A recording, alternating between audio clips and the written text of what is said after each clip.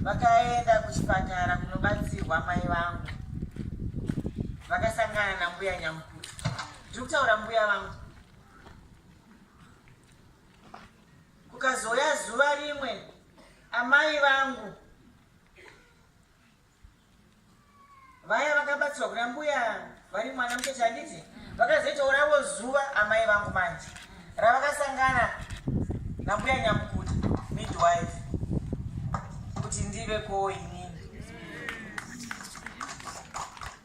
ininiwo ndibva ndazosanganawo nambuya Nyamukuta midwife pandakabetserwa wangu mwana. Ndakamira pano kana mbuya Nyamukuta midwives vasimomu vandaona muchipatara umu vakarindirira kuti vabatsirise izvozvo. Dzimwe nguva dzisati ndapedza pano muna madzimai anenge abatsirwa vachibatsirwa namidwife. Apa ndoda kutaura kuti mbuya Nyamukuta midwife akanga ariko achibatsira mbuya vangu kuti mai vangu vavepo, akazovepo kubatsira mai vangu kuti ndivepo, akazondibatsira ini kuti ndibatsirwe mwana wangu. Iko zvino pandakamira kune vari kubatsirwa, kune vari pano vana vedu avo vachawanikwa zviri pamutemo pamusoro pemazera anobvumidzwa above 18 vachabatsirwa nambuya Nyamukuta namidwife. Ndoda kutaura nyaya yekuti vakagara variko, tinavo vacharamba variko. Ngatiuchirirei mamidwives edu nhasi.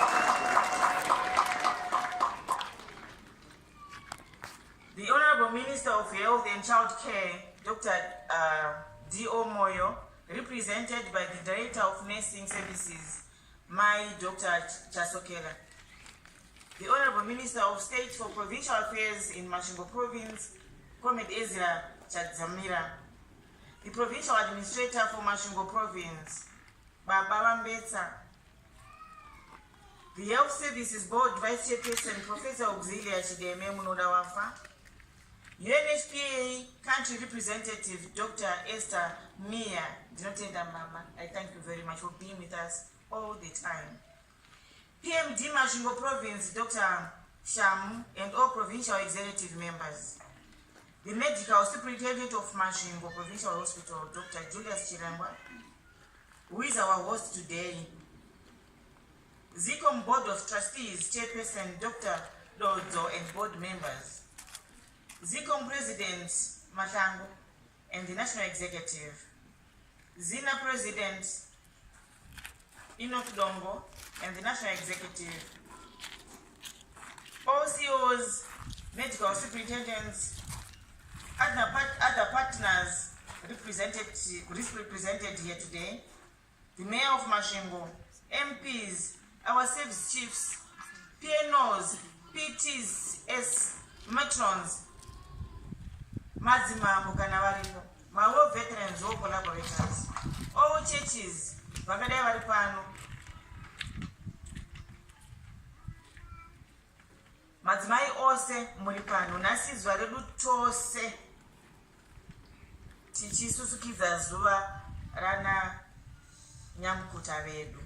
It is my pleasure, ladies and gentlemen, today to be part of this commemoration, which is an important calendar day for midwives in Zimbabwe and world over.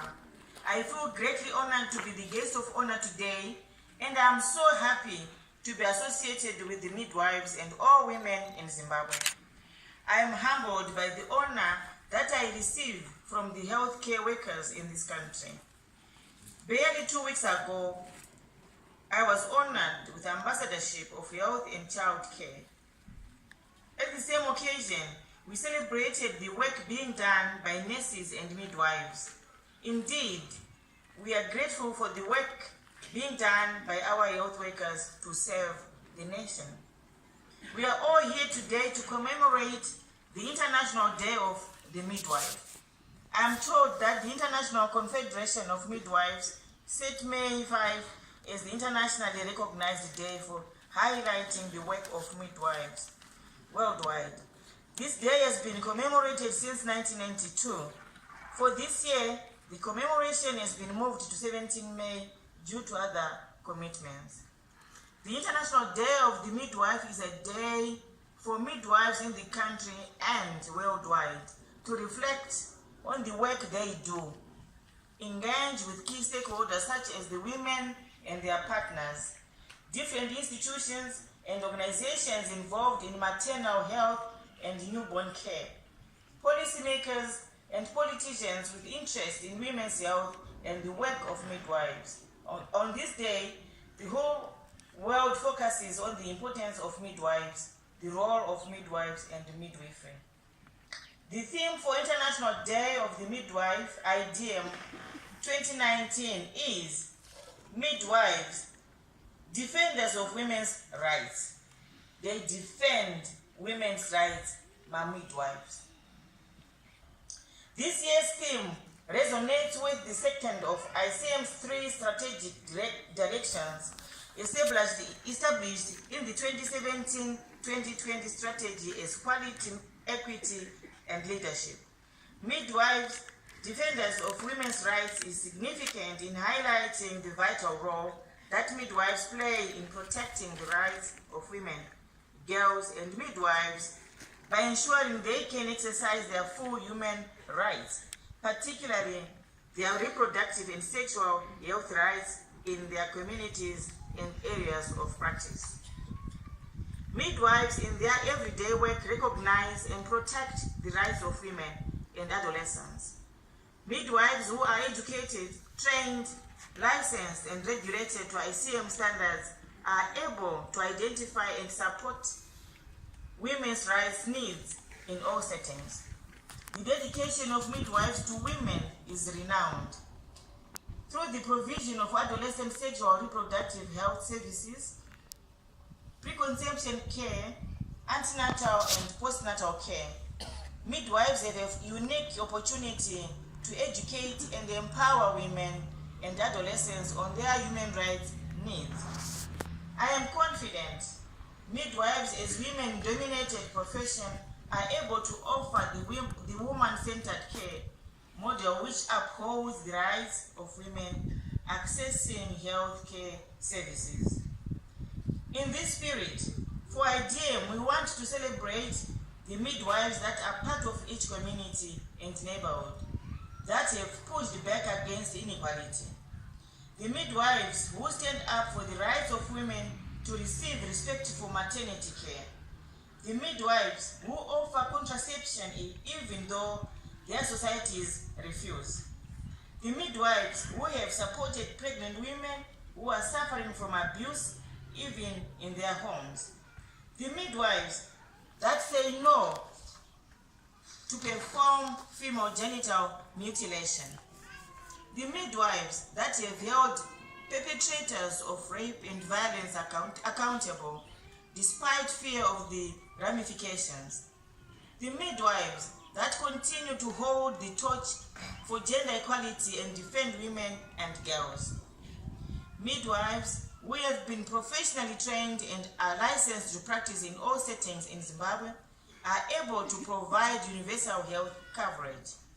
As our nation reaffirms the primary health coverage, midwives are well trained to care for women and the newborn near their homes, in their communities, and when necessary, in the hospital setting.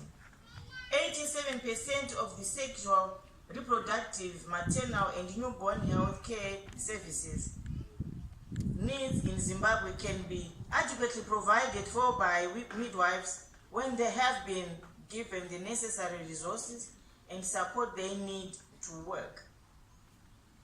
Sustainable Development Goal number 5, which seeks to achieve gender equality and empower all women and girls, is well fitting for this year's theme and speaks well to the work that midwives do.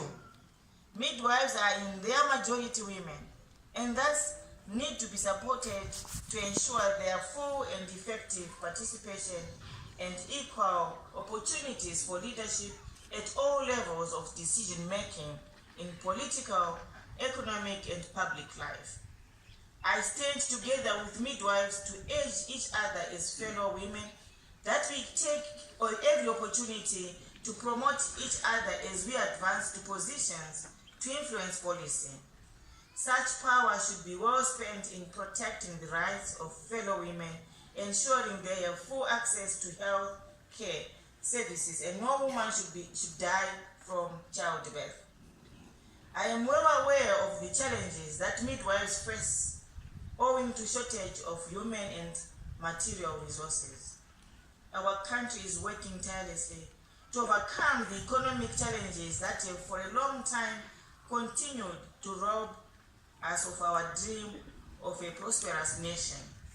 The government of Zimbabwe is committed to improve the health delivery system in the country, and that every woman, adolescent, and midwife enjoy their full human and professional rights. We will continue to engage local, regional, and international partners so as to restore the gains that we once had as a healthy nation. I've been going around the country encouraging all women to use their influence to uplift fellow women. I have urged women to enhance their knowledge and protect their rights against disinheritance of property. I have been to several health institutions and different gatherings of women and their families, urging women to access and utilize the health services being offered by midwives. The Ministry of Health and Child Care, the government of Zimbabwe and its partners, breast and cervical cancer screening and treatment services are an essential component of women's sexual reproductive health need, which every woman should access seamlessly. I'm happy our midwives are now training for 2 years so that they can graduate well seasoned and ready to work in all corners of our country. This will indeed go a long way in promoting woman-centered maternal and newborn care, protecting the health of our nation. I am informed the revised midwifery practice regulations are being gazetted by the Minister of Health and Child Care with the Nurses Council of Zimbabwe.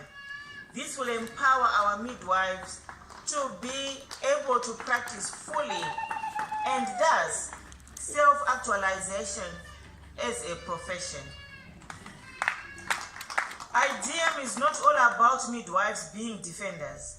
It is also an opportunity to highlight the right for midwives to practice in a safe and enabling environment. Recognition is an essential ingredient to the motivation of any workforce. I am reliably informed that our government is working on separate establishment of midwifery posts in the public health sector. This will go a long way in ensuring adequate human resources for better health outcomes. Improved numbers of midwives in our health institutions will enhance protection of women's health rights. May I also acknowledge the key partners supporting the midwives, Ministry of Health and Government of Zimbabwe, UNHPA, UNICEF, WHO, MCHIP, to mention but a few, are supporting midwifery schools of training maternity departments for the provision of services and the association. In conclusion, I would like to salute the midwives who continue to work hard for the health of the women of this nation. Well done for being patriotic. I wish you all successful deliberations of the commemorations. Enjoy your day and have fun. I therefore declare the commemoration of the International Day of the Midwife officially opened. I thank you.